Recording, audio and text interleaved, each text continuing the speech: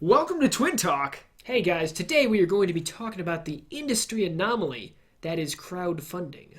Yeah, and I'm going to go ahead and start us off with a damper. Unfortunately, just recently, crowdfunded game Ant Simulator just recently got its big unfortunate YouTube video of a cancellation announcement. It's why it's canceled is kind of the weird part here. Unfortunately, the Eric Terashinsky, he was working with two of his good friends of 11 years, and apparently they had been taking money without his knowledge for, and I quote, liquor, restaurants, bars, and even strippers. Unfortunately, this was most of the crowdfunded money and even some of Eric's own invested money in his own company. His friends? His friends of 11 years. So, yeah, he said he made the mistake of going into business with some of his best friends. Is that what they say? Keep your close ones out of business. Don't do business with... Apparently, because apparently it did not turn out very well, but he is going to be offering refunds, as far as I'm aware of. So, yeah, very unfortunate. That is terribly unfortunate. Yeah. How about we talk about some of the better things in Let's the go industry? into the better things. So some of the good things crowdfunding can bring to the industry. Okay, crowdfunding I see, or everyone sees, as an opportunity for revivals. So games that are long gone, okay, fun games that came in the past, like Psychonauts. Ooh, yeah, perfect example. Yeah. Shenmue, this one's almost famous because it showed up at E3. And they were saying, hey, help us crowdfund this thing. In 9 hours, they hit their goal. That's amazing. Yeah, they hit a $2 million goal, and then in a few days, they ended at $6 million. Jeez. And how much did they need? Jeez. $2 million. They got $6 million. It was that's the awesome. fastest campaign. That's awesome. Ever paid off. Also, other spiritual successors. We got Mighty Number 9, which is from the original creator of Mega Man, where he left the company, left Capcom. He didn't get to keep the franchise of Mega Man. Also, the creator of Castlevania is making a new game. Oh, I do remember that. I'm funding that one. You funding that one? I'm funding that one. I'm excited. I'm very excited. I love Castlevania games. Mm-hmm. And also, crowdfunding is just pretty awesome in general. It helps smaller companies bypass the publisher entirely.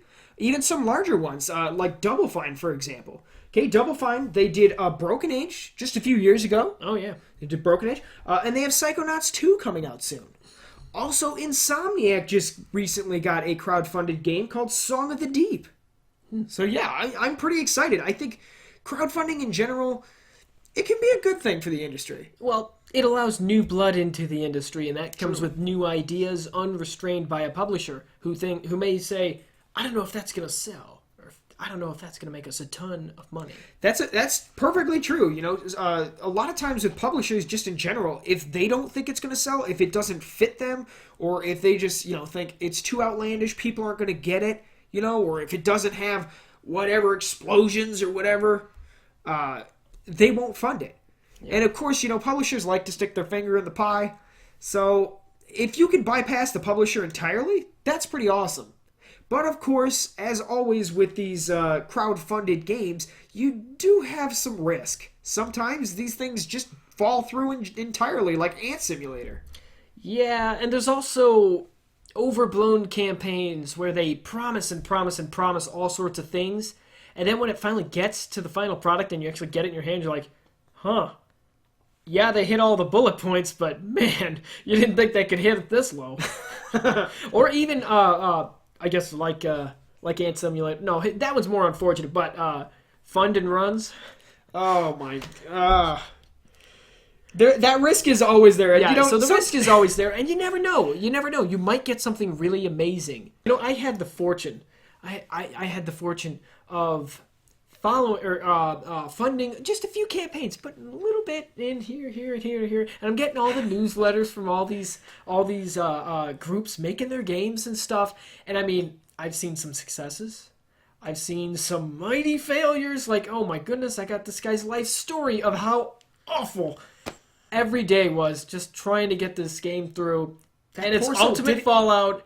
And even offering the funding, he said, "Well, I'm going to be getting a job, and I'm going to try and just offer your refunds as I'm capable of paying them back." Oh my I was like, goodness. "Oh my goodness!" I saw the poor life and soul. the death, the birth and the death of a campaign, and I have to say, it was worth my money just to experience crowdfunding. And on a more positive note, I have some other ones that actually are going very well. Like, you can tell they're pumping out all sorts of content, showing their updates and showing everything up front. And I have my nice example of just when it's not going right and things are being moved and shifted and stuff. It was a very interesting experience.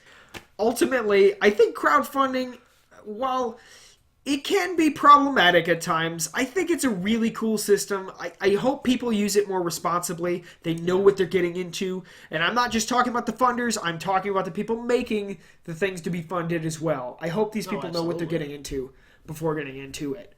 But I want to thank you guys for watching our video today. Thank you. We will be having more videos come out pretty steadily at this point. Go ahead and scroll down, hit that subscribe button if you want to see the rest of our videos. Also, we do live stream on Twitch every Wednesday, Thursday, and Friday at 7 p.m. Central Time. Thanks for watching.